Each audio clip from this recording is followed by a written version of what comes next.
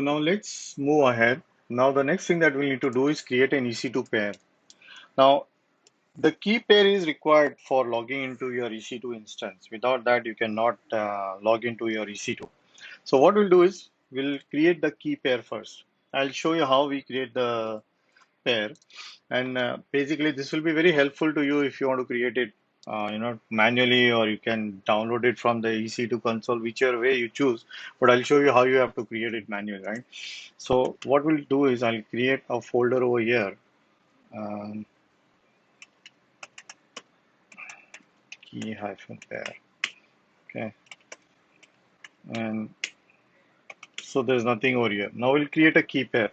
Now what we need to do is we'll use the SSH keygen command. Okay, and keygen. So it's asking me for a name. So let me give some name. This will be EC2 key pair. Okay, and enter. We won't enter any passphrase. Okay, no passphrase. That's the key. Now, if I check there, I'll have one pub file, which is a public key, and the private key file. So we have two sets. Now, what we'll do is I'll rename this EC2 key pair to EC2 pair dot PM. So this will become my private key. Now let's see there. Okay. Now I'll go into this EC2 public key and see this value. Now this is what we'll need, right? This is the key public key value that we'll use in our code. Okay. So I hope you understand how this keygen works. I've just shown you for this video purpose of this video. I've shown you and demonstrated how to create it manually. However, you can choose to do it whichever way you want. All right. So let's going back to our Terraform code. Now here we'll create another resource type. Okay. And that resource type will be, what are we going to do is key pair.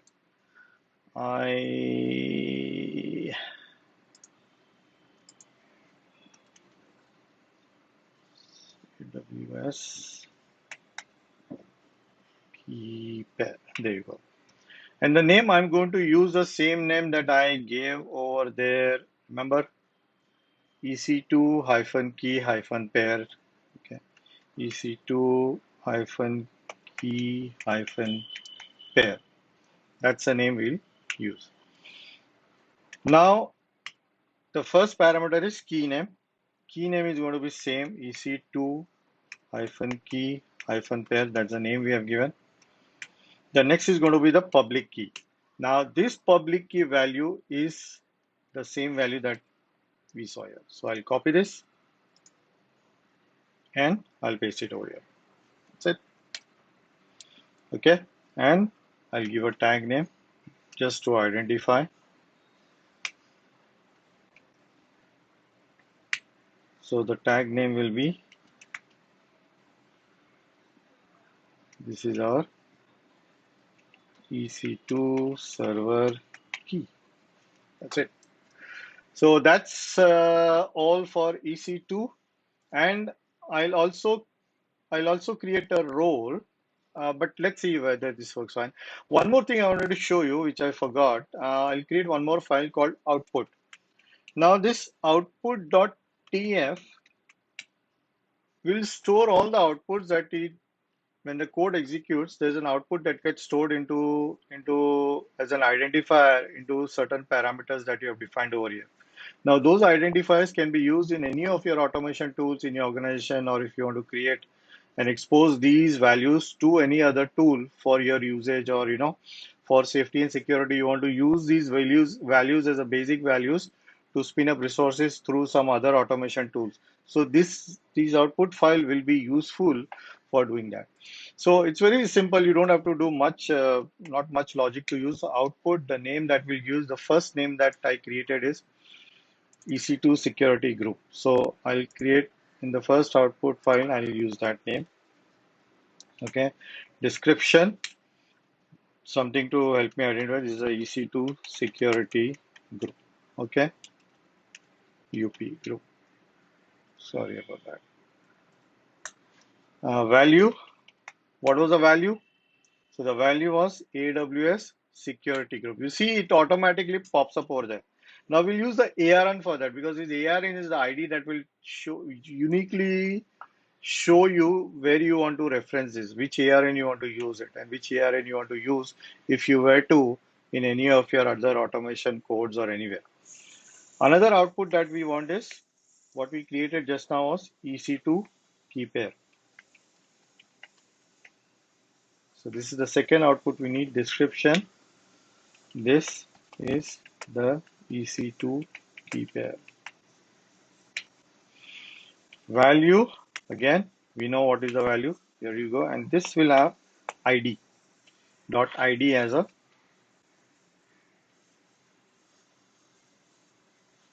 reference value. So that's all. Anything else? Yeah, I think that's it. Do we need to create? These are the two things that we have created, right? Yeah, for now. So let's run this code and see how this works. We have variables. Okay, now one thing that I'll create is the user sh, right? The shell script that I mentioned. So this is nothing but your normal uh, uh, shell file that you create on any Unix. If you want to write a shell script, this is how you normally do. So if you want to install any standard packages, right? So what we are going to do is when I spin up my EC2 resource, there is some standard set of packages I have to install. I'll just write those commands. Okay. And what else I need? I'll need wget also. So I'll install wget.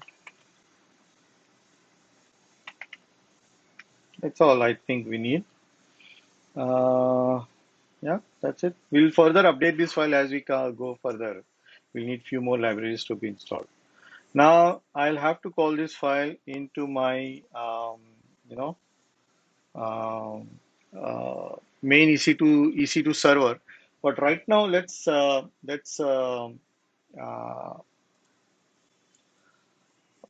okay, we'll do that. I think we should do that. So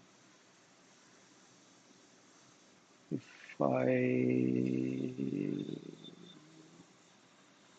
I'll create a role. Okay. Now I'll not type the code over here. I'll just copy paste. Okay. Now I've already created one. So I'll just use that for now. So another resource that we'll use is this AWS IAM role. Now you need this role because on this role you will be actually assigning permissions. For example, what do you want your what access you want your EC2 profile instance to have. You want to allow code deployment, you want to allow the full pipeline, you want to allow S3 access, Kinesis access, pipeline access. For now, I'll remove this because we don't need any of these right now. As we come closer to that, we'll start creating that. Okay. So these are the managed policy ARNs. Now, this is why I mentioned ARNs, right? We used it over there. So these ARNs will help us identify exactly what we need to do. And another thing that I'm going to create is the profile. So I'll need a EC2 profile. So I'll just create an instance profile with this name. That's all I'm going to do. And then I'll create a network interface. Now you remember I created a subnet. Okay. Now this subnet is essential. I showed you over here the subnets. Okay. Now this subnet is essential because for us to have an interconnection between our local machine to a private or a public network or a cloud, you need some interface. Now, imagine this interface as kind of a network card, right? We used to have physically into our machines. Now, this is not in a physical form, but it is in a virtual form, which can be implemented into your software. So that's what this NIC is all about. And this allows us, as a component in a VPC that represents a virtual network card. If you look at from that definition, right? And and this subnet ID, we had already allowed the protocol that we allowed is -1. That means you can use IP4, you can use IP6, you can use point-to-point, any protocol you can use, or TCP. In this case, we are using SSH and TCP. Okay. So that is what this subnet ID is. Now I am using this where.subnet ID. You remember we created a variable subnet by this name, subnet ID. That's exactly what I'm using over here. And I've already defined that value subnet ID. And where did I get this value from? Over here. And this is the VPC ID, this is subnet ID. Under these VPC IDs, we have following subnets. You can choose any one. Okay. So that's on the ID. And now last thing that we'll do is I'll also create this here. So I'll create an AWS instance. I'll give the name as EC2 server. You can give any name you want. Okay. AMI. Now, what is this AMI? So we'll create this AMI parameter. Now, I have not showed you what AMI is. Okay. Now, let me show you what this AMI means. Okay. So this is the instance AMI. This is the name I'm going to give. It automatically showed me because I've already used it in that code over there. So this is the EC2 instance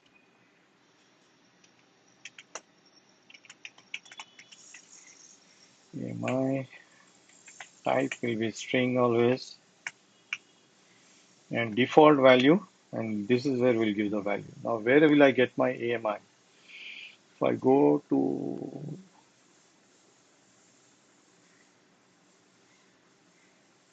okay, what I'll do is I'll go to my EC2 instance. I'll click on launch instance. Now, if you were to manually do it from an AWS console, this is how you would have actually created. You would have given a name and the tags. Remember, I'm assigning tags on every line of code that I give. I assign tags over here, right? If you see tag names, that is what that is, name and the tag. We are using Ubuntu in our case. Okay, you can choose, you can prefer any operating system that you want. I'm going to take a free tier. Now here is my AMI ID. So I'm going to use this AMI ID. So it will spin up this same resource, Ubuntu for me, which will be a free tier. And I'm going to use these instance type, that is t2.micro. You see this? So I'll define this also in my code. First, I'll use this AMI ID. AMI ID. I'll define the AMI ID over here. So that's my AMI ID, which is done. And it will call my instance AMI, which is the name I've given over here, instance AMI. Second is the instance type. So I'll have to also define the instance type in my variable. So here I'll come again. I'm not writing every line of code because I'm just trying to save some time. Otherwise, I can do that, but it will take, the video will become very lengthy. Description, and this is nothing but just an EC2 instance type. Type will be again string, and the default value will be t2.micro. Right? Let's go back and check that's the right value. t2.micro. So this is what we are going to use. So that's it. That's all we need for creating an EC2 instance. We have all the values that we want. I hope so. We have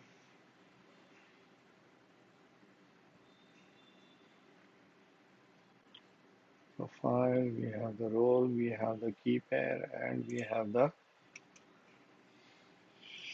okay, I think we are ready. And okay, so we need to create the output for this. Okay, I need, so what all outputs we need. So what I created was, so we need EC2 public IP, right? So what I'll do is EC2 instance public IP. Now what this is and why I'm using this, I'll show you why I'm using this. Right? Normally, when you create an EC2 instance,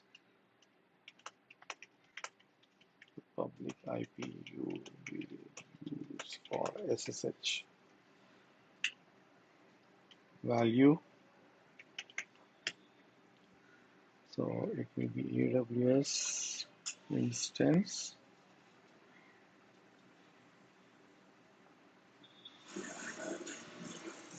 EC2 server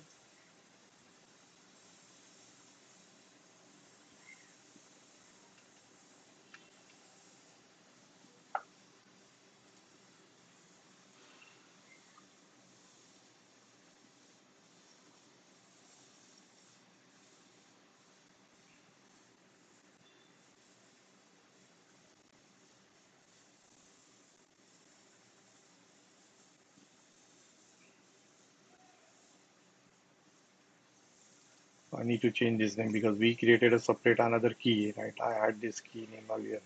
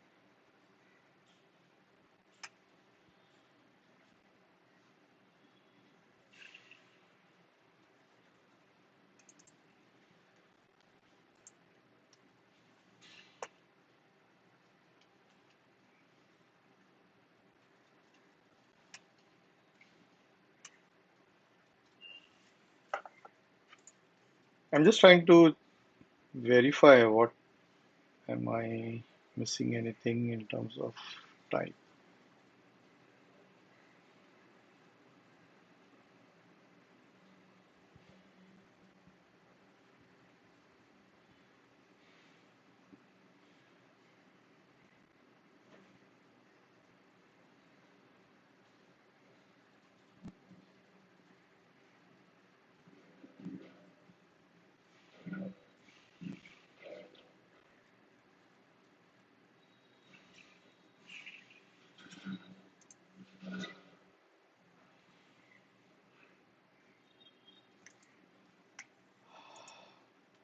One simple mistake.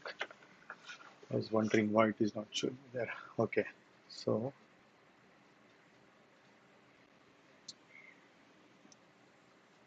that's it.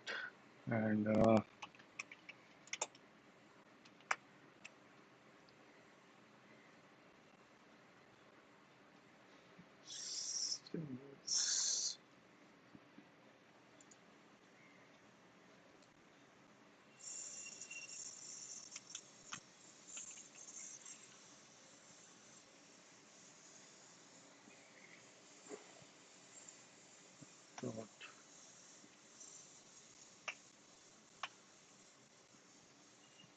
public IP.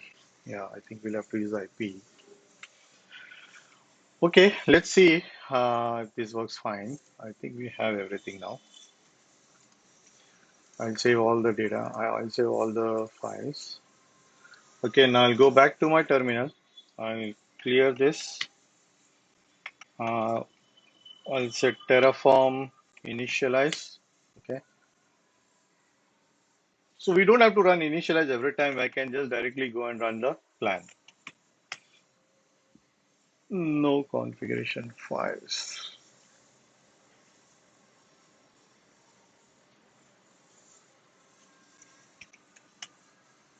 Okay.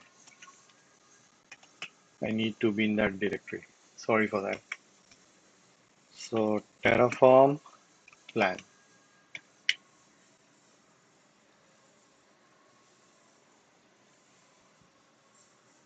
Okay, there you go. Now check out this. So these are the outputs that we created, right? So it shows public IP. Right now it is known, not known. It will be known after you run apply. You see this? The key pair ID, it will be known after you run the apply, and the security group after you run the apply. So I've not run apply yet. Before I run apply, let's go back. I'll show you. I've not hit enter yet. I'll go to the AWS profile and I'll show you that currently we don't have anything. You see instance is 0, running instance 0. We have key pairs. These are the different key pairs I had created. Okay. Security groups, none of the security groups that we created right now. Okay. So key pairs are, this was something different when I was trying to do it for some other demonstration.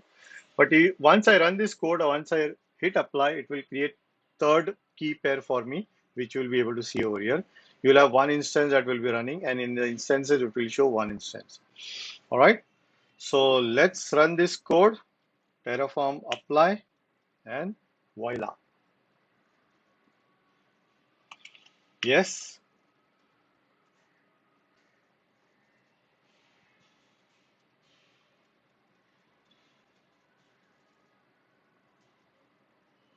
already exist. Okay, so what I'll do is I'll destroy this and we'll have to change the name.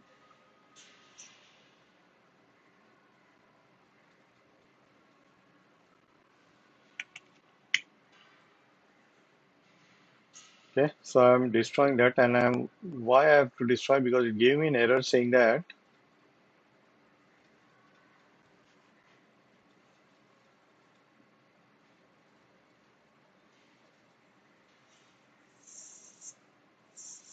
the IAM role is already in use.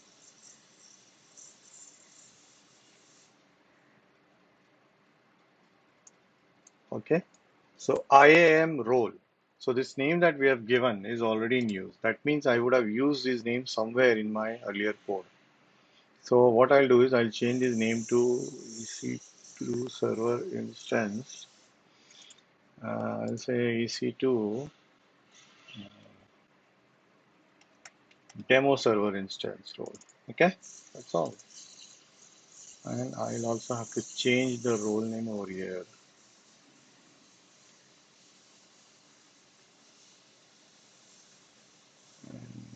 Anywhere else that I see this?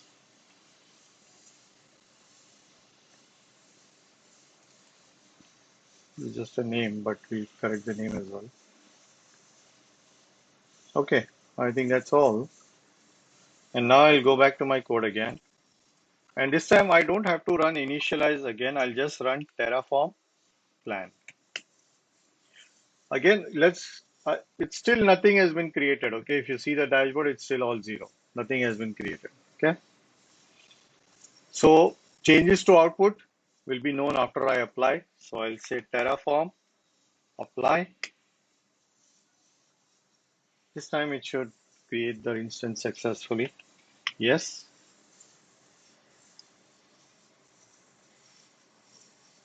So it's creating the profile.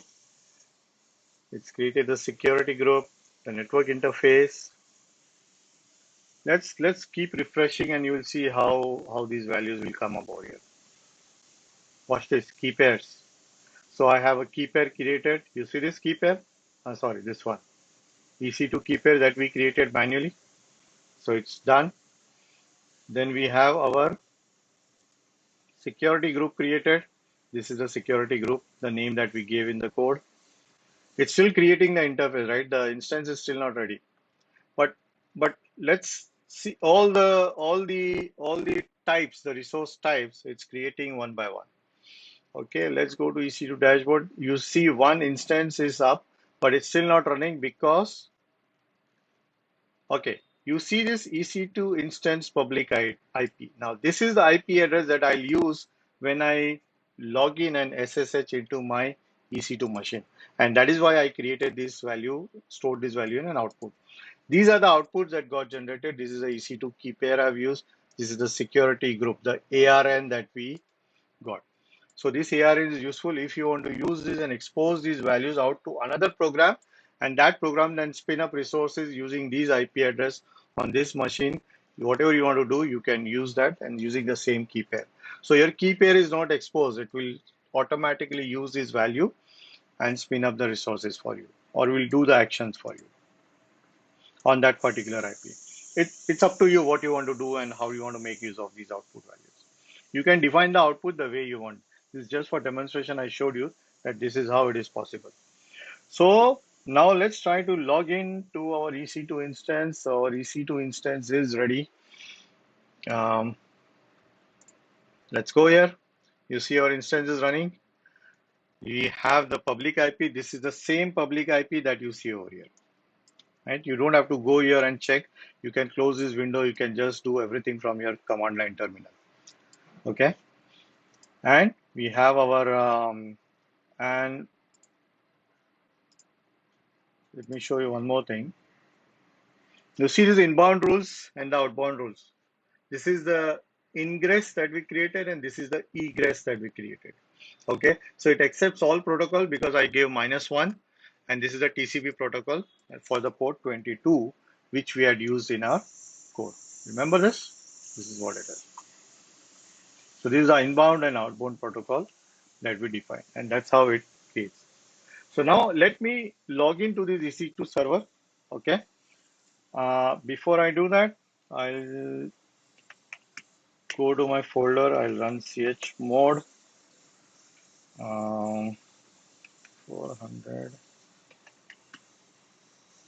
Okay, keep your name.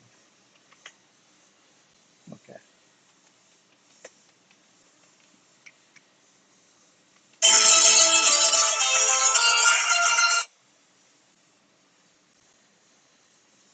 Okay, done. Now I'll log into this server. You can easily connect using the SSH command. This is the SSH command. You see, this is the key name. This you can just copy and you can run this. Yes. And there you go. I'm logged into my EC2 profile now. This is my EC2 server instance. Okay. I have nothing right now in this server. If I do ls, nothing is there. ls-a, that's it. Okay. This is the profile you have and the normal default profile on the EC2. So right now I'm logged into my AWS EC2 instance from my local machine. And that's what Terraform does. Right. Thank you for watching this. I'll come back with another video on creating another different other resources like Kinesis and S3 bucket, and we'll have some more information on how Terraform can be utilized amazingly to create all these resources on AWS. Thank you for watching.